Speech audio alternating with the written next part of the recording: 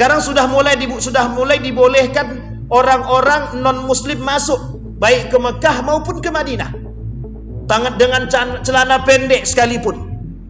Baru pulang saudara saya dari Mekah. Apa kata dia? Di pelataran Masjidil Haram sudah ada orang Cina di situ tanpa pakai celana pendek.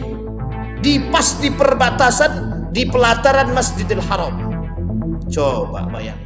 Wattaqullaha alladzi tasaaluna bihi wal arham innallaha kana 'alaikum raqibah. Wa qala Allah ta'ala ya ayyuhalladzina amanu taqullaha wa qulu qawlan sadida yuslih lakum a'malakum wa yaghfir lakum dhunubakum wa may yuti'illaha wa rasulahu faqad faza fawzan 'azima. Puji syukur kehadirat Allah atas limpahan rahmat dengan mengucapkan alhamdulillahirabbil alamin. Bersalawat kepada Nabi dengan mengucapkan Allahumma salli ala Muhammad wa ala ali Muhammad fil alamina innaka Hamidum Majid. Bapak Ibu sekalian yang berbahagia, mudah-mudahan di sore hari ini Allah limpahkan rahmat dan karunia-Nya kepada kita semua. Allah berkahi, Allah sehatkan, Allah kuatkan, Allah istiqamahkan kita dalam ketaatan dan kebaikan. Allah anugerahkan rumah tangga yang sakinah, mawaddah warahmah, anak-anak yang saleh dan salihah, yang selalu taat kepada kedua orang tuanya dan yang selalu istiqamah dan dijaga dalam kebaikannya. Dan insyaallah kita semua berada dalam keadaan husnul khatimah. Amin ya rabbal alamin. Baik Bapak Ibu sekalian yang berbahagia, dalam satu hadis baginda Nabi Muhammad sallallahu alaihi wasallam mengatakan, kata Nabi, la taqumus sa'ah hatta yaqsural malu wa yafidu hatta yakhruja ar-rajulu bi zakati malihi fala yajid ahadan yaqbaluha minhu wa hatta ta'uda ardal arabi murujan wa anhara. Hadis yang pertama, kata Allah di dalam Al-Quran, wa anna as-sa'ah la'atiyatun la raiba fihi wa anna Allah yab'atsu man fil qubur. Kata Allah di dalam Al-Quran, sesungguhnya kiamat itu pasti akan terjadi dan tidak ada keraguan sedikit pun.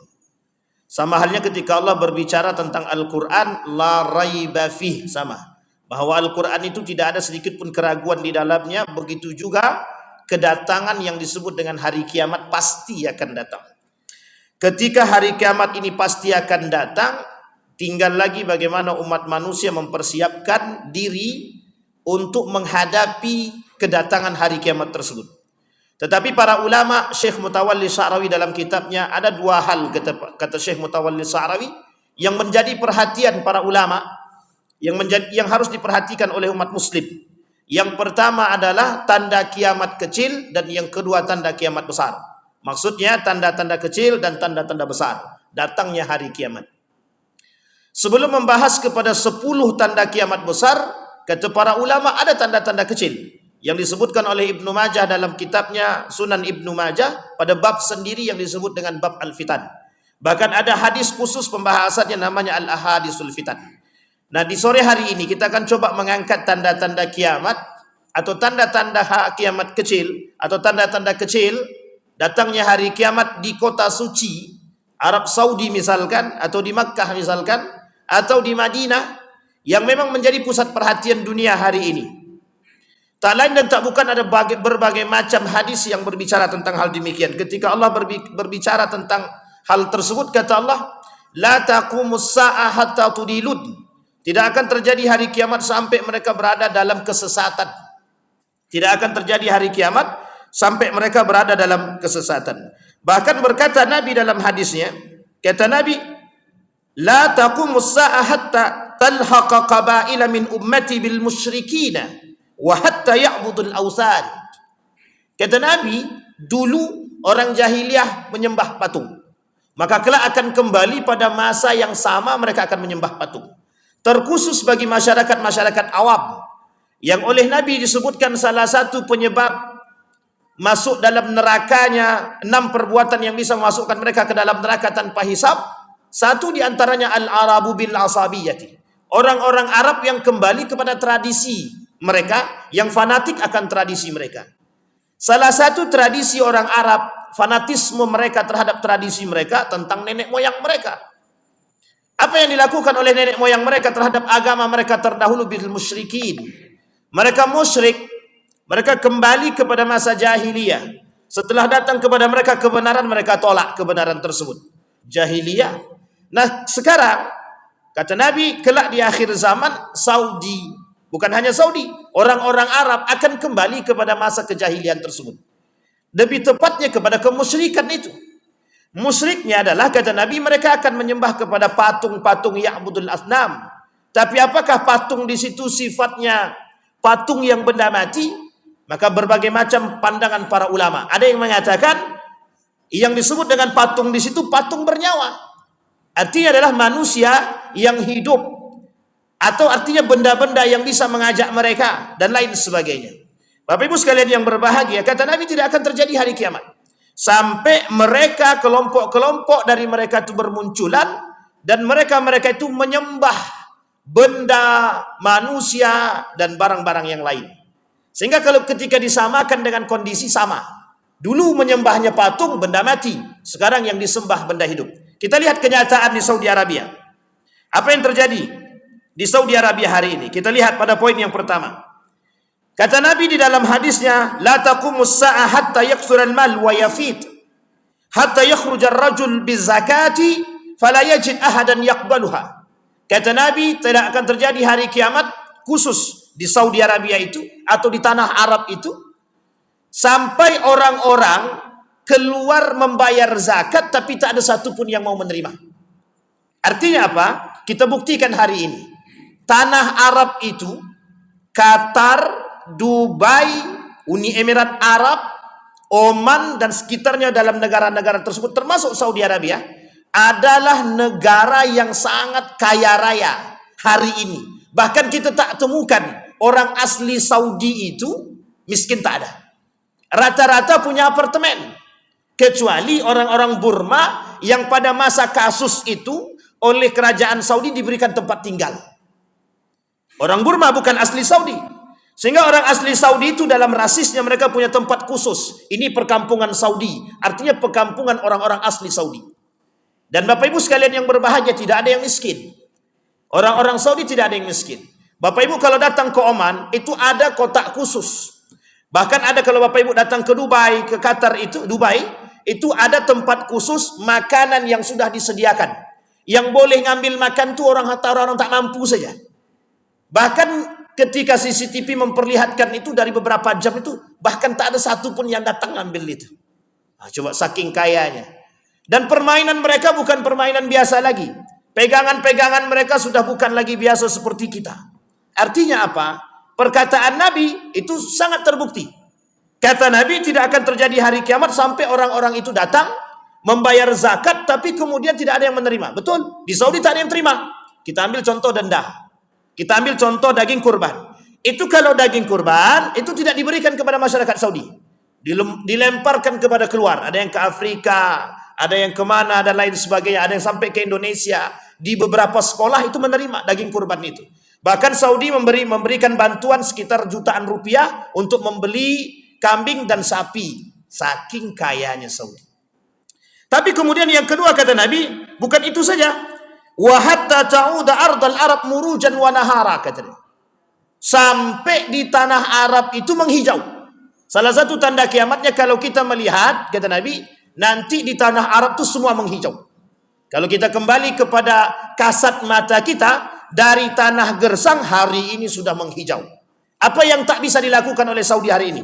Dengan kebesaran mereka, dengan duit mereka yang begitu melimpah, Saudi bahkan mampu membuat rumput-rumput buatan. Bahkan Saudi menaruh di setiap jalan itu khusus. Ada saluran pipa air dan mereka tak perlu lagi menyiram itu dengan orang yang datang, cukup dengan mesin. Mereka akan siram sendiri kapan waktunya dan penghijauan terjadi di Saudi Arabia. Apalagi kalau kita ke Taif, mulai masuk perbatasan Taif atau gerbang Taif, sudah kita lihat sepanjang jalan hijau semua. Artinya apa? Betulkah perkataan Nabi bahwa hari ini Saudi itu menghijau? Kalau secara kasat mata benar. Tapi kita lihat bagaimana pandangan Imam Nawawi tentang makna tersebut. Kata Imam Nawawi, makna tanah Arab menjadi ladang yang hijau, wallahu a'lam, adalah orang-orang meninggalkannya. Artinya apa? Orang-orang asli pribumi nanti kelak akan hilang sedikit demi sedikit, atau orang mulai menghilang daripada itu, tak ada lagi yang menginjaknya. Ini kalau dalam pandangan Imam Nawawi. Maksudnya apa? Kelak Saudi Arabia itu dengan kondisi dia yang seperti itu akan menjadi sunyi. Kapan sunyinya? Ketika datangnya masa yang disebut dengan hari kiamat, munculnya kaum-kaum munafik di tengah umat-umat muslim kelak.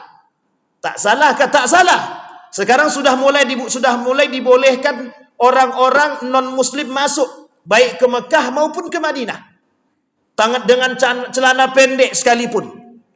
Baru pulang saudara saya dari Mekah. Apa kata dia? Di pelataran Masjidil Haram sudah ada orang Cina di situ tanpa pakai selimut, pakai celana pendek.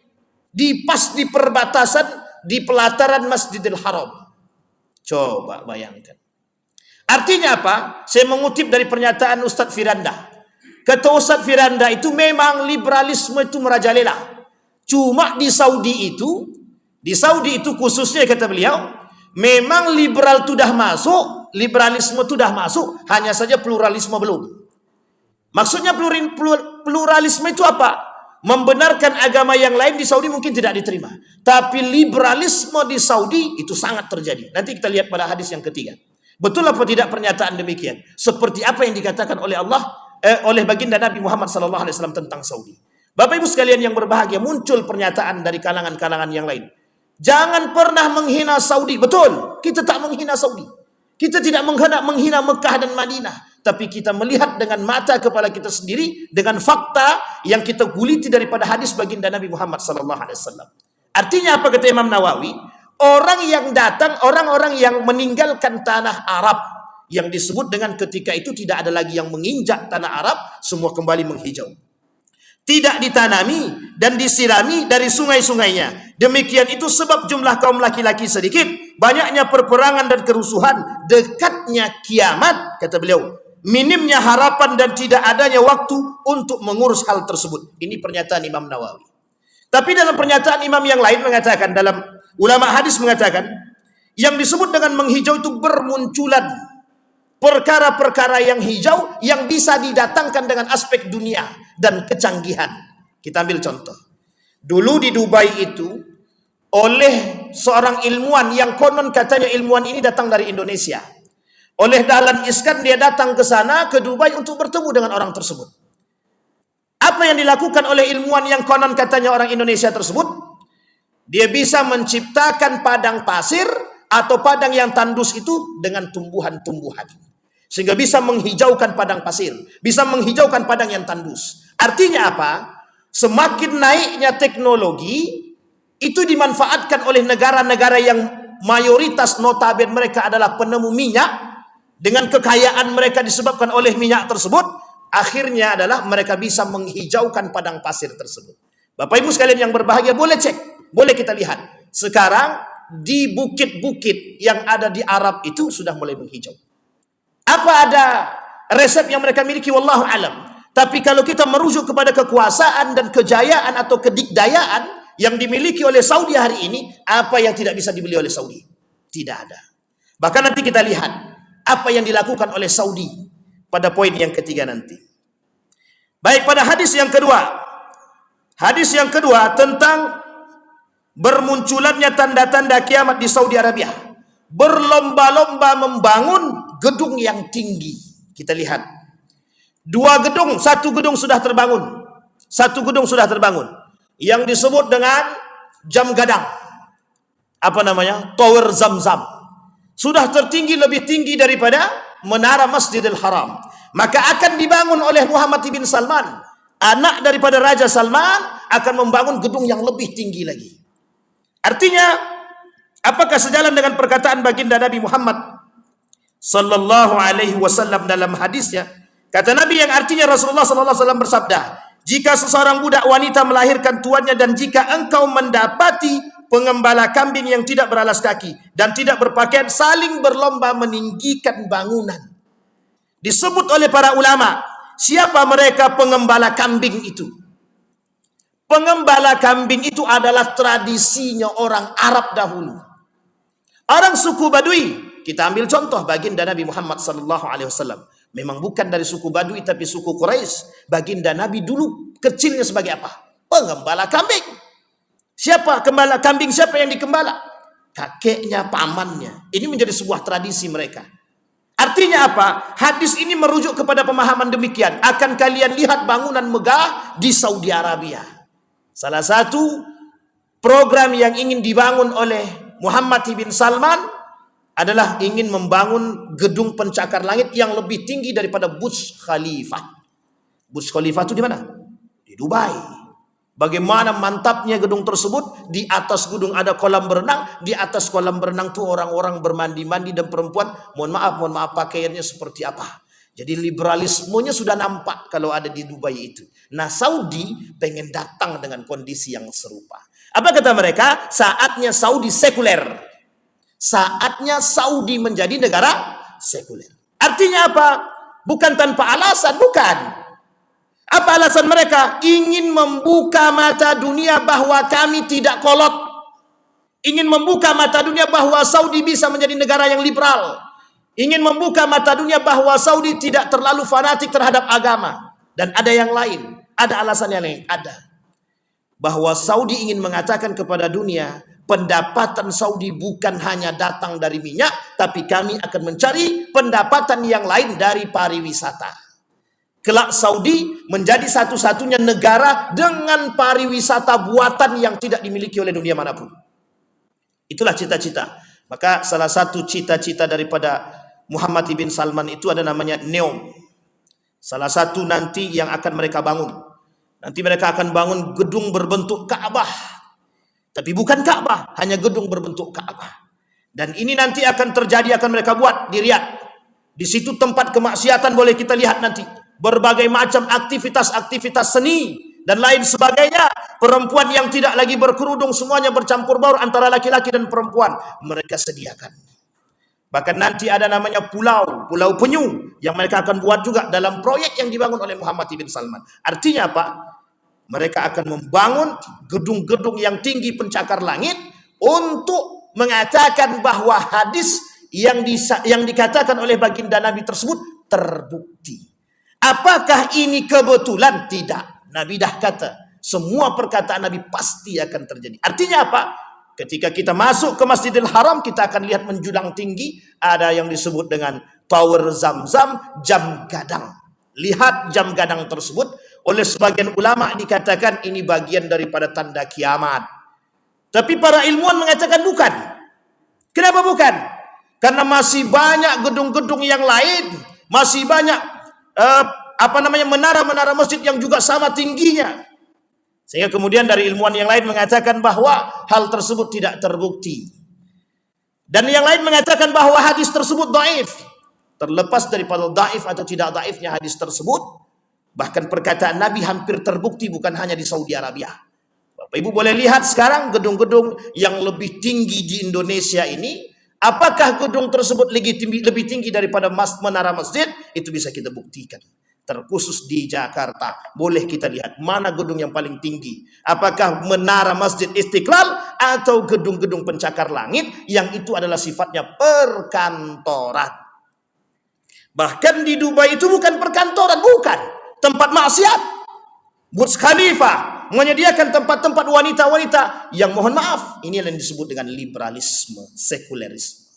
Bagaimana membuat tempat tersebut menjadi liberal? Artinya apa? Kebebasan itu tidak menutupi agama, bukan menjadi poin penting untuk menjadi mereka lebih bebas. Artinya mereka buat tempat khusus bagi mereka yang jadi liberal.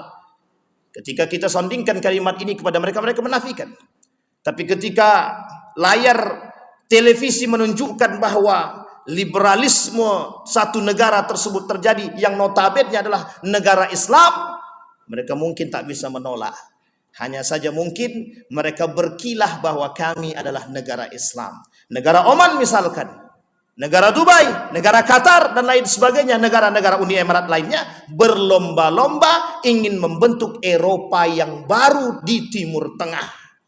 Ingat kalimat itu, Eropa di Timur Tengah. Jadi bukan Eropa lagi yang di sana. Eropa akan pindah ke timur. Inilah yang ingin mereka bangun. satu pandangan bahwa negara-negara Timur Tengah bisa menjadi negara-negara seperti di Eropa. Pada hadis yang ketiga, kata Nabi pada hadis yang ketiga, tanda-tanda datangnya hari kiamat di Saudi Arabia. Kata Nabi, negara Saudi Arabia, negara Arab akan menjadi negara pariwisata. Negara pariwisata, ketika kita berbicara tentang pariwisata, kita berbicara tentang fenomena. Apa yang terjadi yang bisa kita lihat dalam fenomena-fenomena pariwisata? Kita bisa lihat fenomena-fenomena yang terjadi dalam pariwisata pada tahun kemarin. Karena ini sudah 2025, kita merujuk sedikit di tahun 2024. Saudi Arabia mengadakan satu pesta, satu event. Yang event tersebut membuat replika Ka'bah. Yang di atas replika Ka'bah tersebut berdiri seorang wanita. Yang di atasnya wanita berjoget tanpa busana. Daerah Riyadh. Kita tak lihat. Dengan penyediaan pariwisata, bahkan mohon maaf, bermunculan diskotik-diskotik, kemudian bioskop-bioskop di beberapa kota-kota di Saudi Arabia, termasuk di kota Madinah dan juga di kota Makkah. Meskipun yang tak masuk dalam perbatasan haram, tapi setidaknya itu sudah menunjukkan kepada kita kebebasan yang diberikan atau yang dibuka oleh penguasa-penguasa tersebut agar jalur sekuler mulai masuk sedikit demi sedikit. Artinya apa? Tidak hanya kebebasan wanita yang kami berikan, tapi kebebasan beraktivitas, berkreativitas juga akan kami buka bagi masyarakat-masyarakat agar mereka bisa terlepas dari kongkongan-kongkongan tradisional. Mereka anggap bahwa Islam ini datang dengan ketradisionalan. Artinya apa? Orang yang berpegang teguh pada nilai-nilai keislaman itu disebut sebagai orang-orang yang kolot. Merujuk kepada pemahaman Rashid Ridha, seorang ulama yang ahli tafsir. Apa kata dia? Kata, Islam perlu membuka pola pikir. Jangan tertutup dengan kongkongan-kongkongan tradisi agama. Artinya apa? Buka pikiran agar bisa sedikit lebih liberal dan kita bisa menerima kedatangan bangsa yang lain dengan program-program atau proyek-proyeknya Eropa. Cara mereka merusak pola pikir manusia. Bapak Ibu sekalian yang berbahagia, itulah yang terjadi di Saudi Arabia. Bahkan dalam riwayat yang lain Nabi kata kelak akan muncul dari timur itu, kata Nabi, tanduk setan. Yang oleh sebagian ulama berbeda pendapat. Ada yang mengatakan dari Najd, ada yang mengatakan perbatasan Saudi, ada yang mengatakan itu di Iran, dan lain sebagainya.